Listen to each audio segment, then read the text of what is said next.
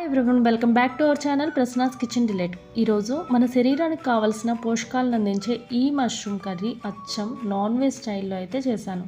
ఈ కర్రీ రైస్లోకి, చపాతీలోకి, బిర్యానీలోకి చాలా బాగుంటుంది. తప్పకుండా ట్రై చేయండి. వీటికి 200 గ్రామ్స్ మష్రూమ్స్ అయితే తీసుకున్నాను. వాటి మీద బ్లాక్ కలర్గా ఉంటే ఈ విధంగా అయితే మనం పీల్ తీసేసుకోవాలి.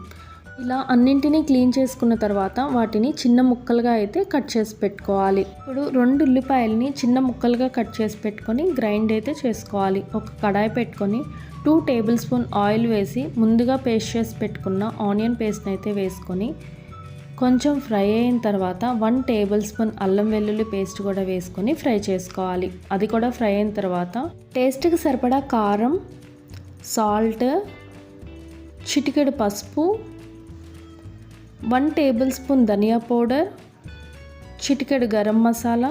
ఈ మసాలా అంతా ఫ్రై అయ్యేంత వరకు ఫ్రై చేసుకోవాలి. ఇలా ఫ్రై అయిన తర్వాత ముందుగా కట్ చేసి పెట్టుకున్న మష్రూమ్ కూడా వేసుకొని ఉడికించుకోవాలి. ఇలా ఒకసారి అయితే కలుపుకొని మూత పెట్టేసుకుందాం. ఇప్పుడు మష్రూమ్లో నుండి కొంచెం వాటర్ అయితే వచ్చింది. ఇంకా మష్రూమ్ అనేది కుక్ అవ్వలేదు. మధ్య మధ్యలో మీడియం ఫ్లేమ్లోనే ఈ విధంగా అయితే కలుపుకుంటే మష్రూమ్లో ఉన్న వాటర్ అంతా ఈ విధంగా అయితే వస్తుంది. మనకి ఫ్రెష్ మష్రూమ్ అయితే ఈ విధంగా వాటర్ వస్తాయి. లేకపోతే కొంచెం వాటర్ యాడ్ చేసుకొని మనం గ్రేవీని అయితే ప్రిపేర్ చేసుకోవచ్చు.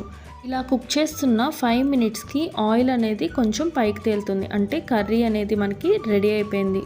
చివరిలో కొంచెం కొత్తిమీరతో గార్నిష్ చేసుకుంటే కర్రీ అనేది సర్వ్ చేసుకోవడమే. చాలా హెల్దీగా ఎన్నో పోషకాలను అందించే ఈ కర్రీ తప్పకుండా ట్రై చేసి ఎలా ఉందో కామెంట్ సెక్షన్లో కామెంట్ చేయండి.